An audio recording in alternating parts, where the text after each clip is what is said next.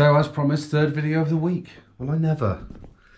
So I've done a lot of research on lapping this week, or for the last few days anyway, and watching a load of videos on YouTube and what the best approach is. Now there does seem to be quite a lot of varying information and on videos. However, I feel as though I've watched enough and read enough to do the most appropriate.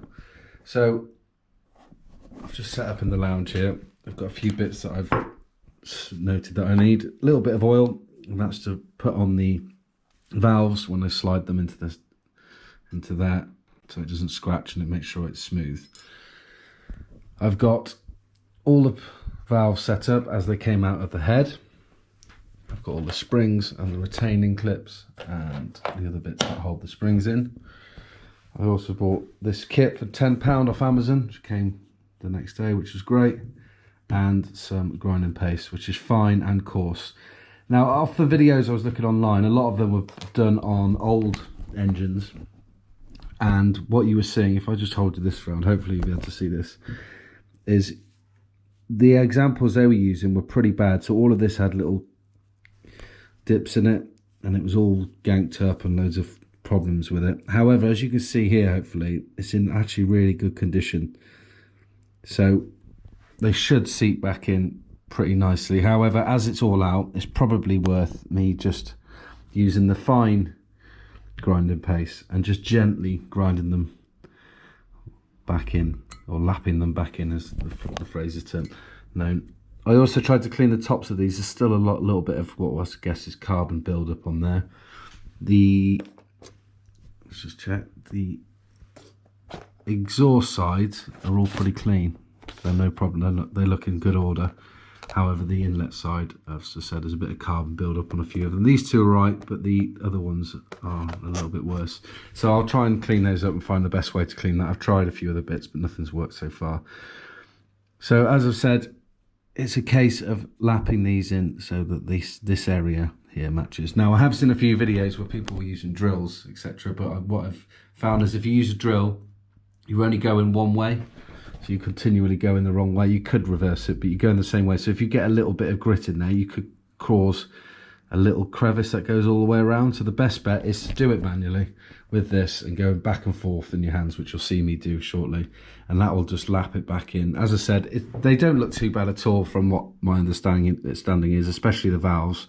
The heads in here, where I've been sanding in here, may have just nicked them slightly. So it'd be worth just reseating them.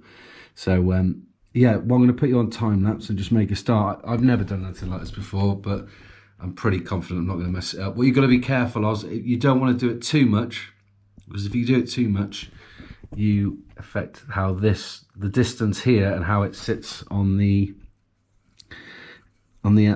in the cylinder head, and you can really mess it up, which will vary the depth that this sits in and also allow air to escape, which is obviously what we're trying to not achieve, and try and make it as airtight as possible. So enough rambling. I'm going to put some oil into here, which will allow these to slide freely in there, and then I'll send them back and forth with the paste and slowly start cutting them. So let's see how this goes. It would be great to try and get, I mean, looking at the videos online, they say it can take sort of, 20 minutes, half an hour each one, but given these are in really good condition, I'm hoping it's just going to be an easy process, getting them all lapped in nicely, get it all in, and then cleaning the block. You must clean the block, and the reason for that is you don't want any grinding paste left in here. Obviously, when you turn the engine over, grinding paste is not going to be good. It'll be like little bits of metal in your engine, which is not going to be very good.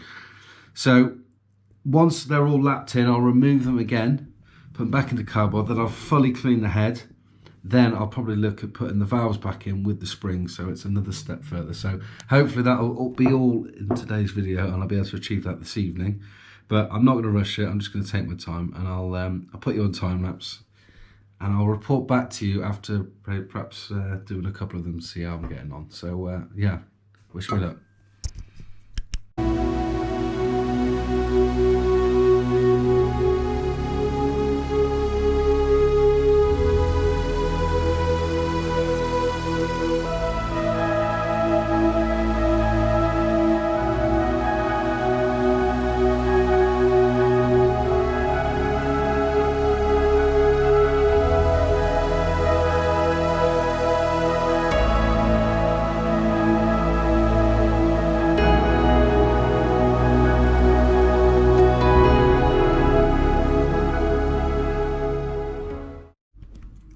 So far so good, I think. I was a bit unsure of how long you should really do it for, because I'm anxious of it damaging, you know, going too far. And what I'm trying to just do is, because they're not massively out, it's just shine them up and just make sure that it's going to be seated better. But as you can see, hopefully on the camera, you might not be able to do that well, but it's a lot shinier than it was, and it seems to have got rid of any divots, and it's a bit more, it's looking a lot better than it was from just a couple of passes with a fine grade. What I forgot to mention is how you know it's cutting is by the following. So if you listen carefully, at the start of when I start spinning it, you can hear it grinding. And once the paste has done its trick, you'll hear that it starts getting quiet and silent. And then what you do is you pull it out, and then you put a bit more cutting paste in there. So let me just show you, see if you can hear it.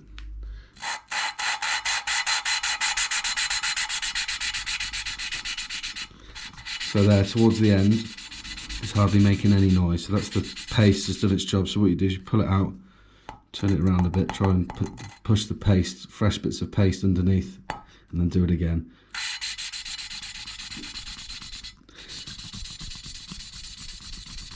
So it's a pretty easy process.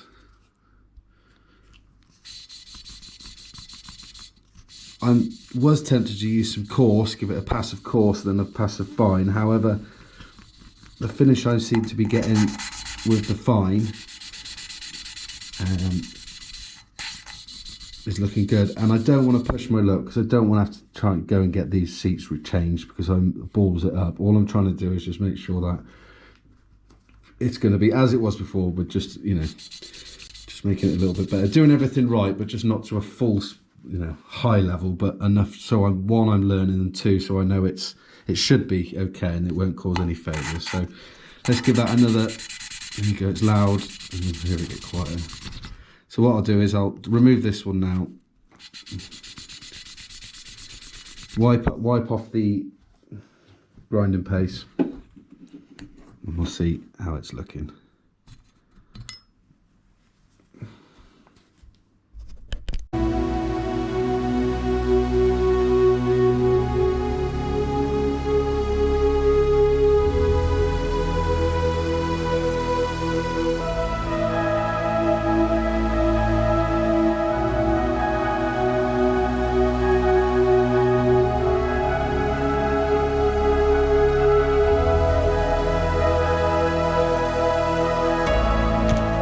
Right, I think I've done. As I mentioned earlier on, thankfully there was no deep pitting on the valves, so I don't know how focused that's going to be for you guys, but it's made the job a lot easier. I don't know if you can see on there, but all the way around there, there's no pitting, there's no staining.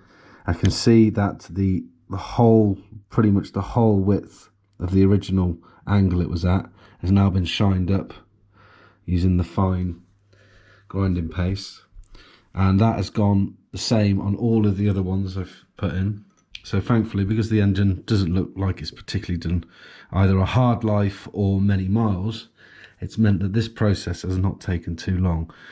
What I am anxious about, and the videos I've been looking on, is shim clearances or valve clearances, and then using shims to adjust it.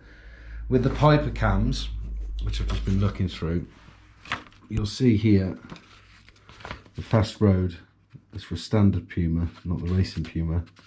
It's 10 brake, it gives you the duration, the valve lift, the time in the engine should be on, which is standard time in here, and the valve clearance, lift at top dead centre that is, but the valve clearance here. So what I'm going to do now is get this, take all of the, I've lost me valve, where's it gone? Anyway, there it is take all these valves out, get the blocker clean down. I'm going to use a Stanley blade again and just make sure I've got this as smooth as possible, because there is a few little marks I'd like to get off, and use a bit of brake cleaner to scrub it down. Then once it's cleaned and made sure all the grinding paste is out the block, I'll reinsert the valves, and then I'm going to flip it over and clean up each of the springs, get any metal filings or anything off there, make sure they're all in good order, and put them back on. if I achieve that tonight, I will be happy. I think it's going to take a while. It's not going to take too long to clean the block. I've just got to, as I said, make sure this is as really as clean as possible. I do not want to have to change the head gasket. The problem I've got is I've got a spacer plate on this, so there's 2 gaskets. So therefore, the likelihood is that you're more likely, to have a head gasket failure because you've got 2 instead of 1. So I need to make sure it's absolutely perfect. The issue we have as well is that they're quite expensive to get. Apologies, the battery died there. Yes, I was just saying about the gaskets. They are expensive, and obviously I don't want any failures because I don't know if it'd be an engine out, but I just don't want to even think about that. So let's get it right and let's do it properly. So the other thing I was talking about before I went off on a bit of a tangent there is these valve clearances. The shims that go into the bottom of the buckets, I really, I'm praying here, and I think I'll be very lucky if I get away with them all being within spec, so the valve clearance that we need.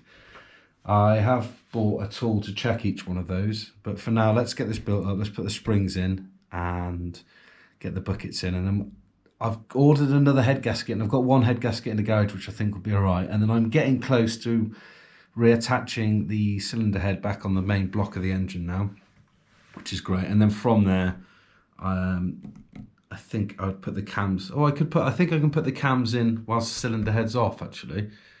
And in fact, if I did do that, can I then test the valve clearance? I'm not sure.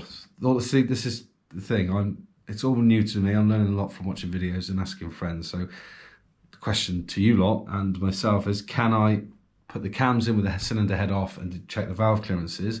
Or will I need to make sure that the engine's, the cylinder head is on the engine and crank the engine to top dead center, and then in order to measure the valve clearances? I think that's probably the case. However, there's nothing stopping me removing these valves now, cleaning the block, tidying the top of the cylinder head and getting these springs back in. So that'll be, as I said, if I get that done tonight, I'll be pretty happy. And just to recap, I'm really happy that let's just pull one of these out, that there was no major pitting on the edges of the valves, because it's made my life pretty easy. As you can see, they're all nice and shiny, so I know that they're good. Now hopefully by only using fine, it's not adjusted the depth too much, which would therefore mean that the shims need requiring, because obviously the more variation that you make here and the more you take off, the further the valve sits in, and therefore the shim difference in the bucket will change. So I mean, fingers crossed, it's all going to be close to spec. I don't really want to be changing shims, as I've said. So anyway, let's get the valves out, let's get it washed, and let's get these springs installed.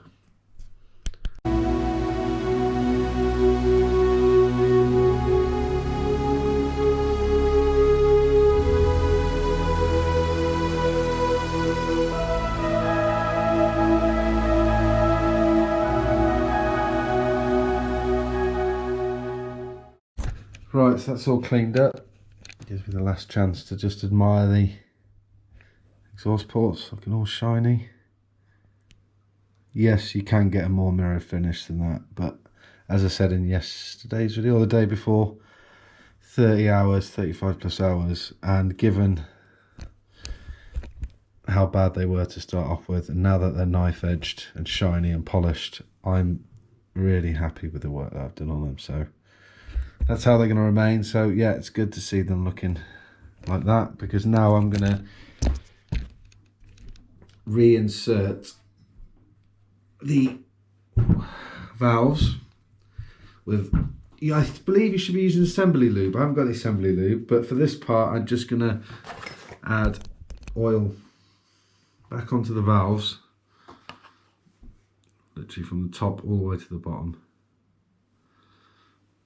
It'll stop any restriction on the first start up, and it'll also make them glide in. So not a good start. Let's turn the block round to as it was.